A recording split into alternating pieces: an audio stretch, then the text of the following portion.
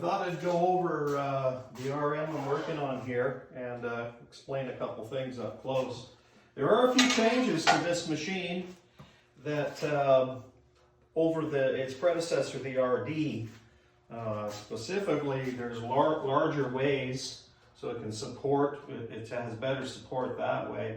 Also, it has been inverted so that sawdust can't get into the ways. And these are not have gibs, they've been hand scraped and fitted.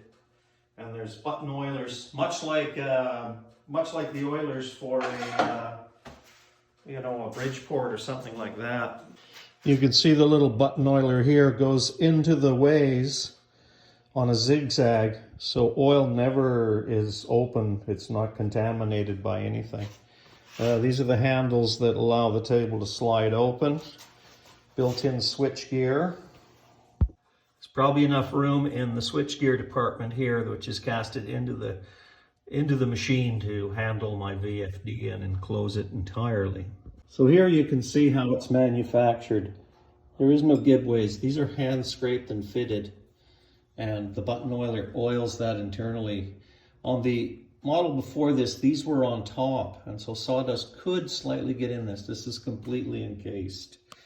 Nice webbing here, bronze nuts for the rise and fall. Motor is totally enclosed.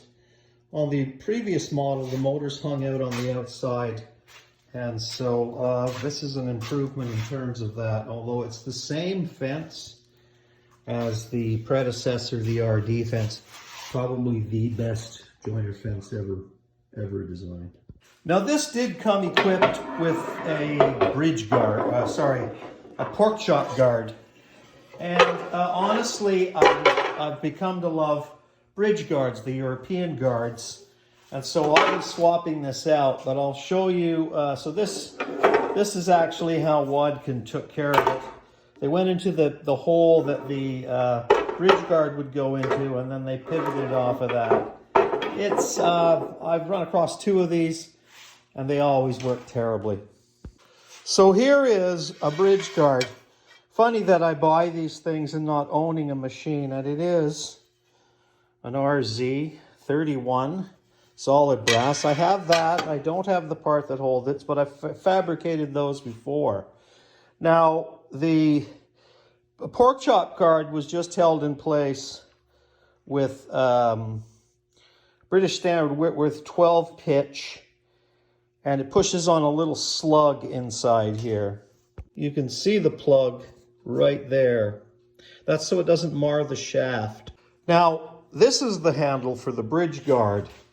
And once again, Wadkin stock, which I had kept.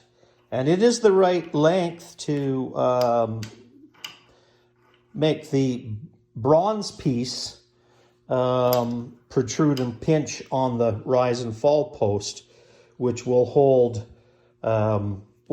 the bridge guard, which is solid bronze.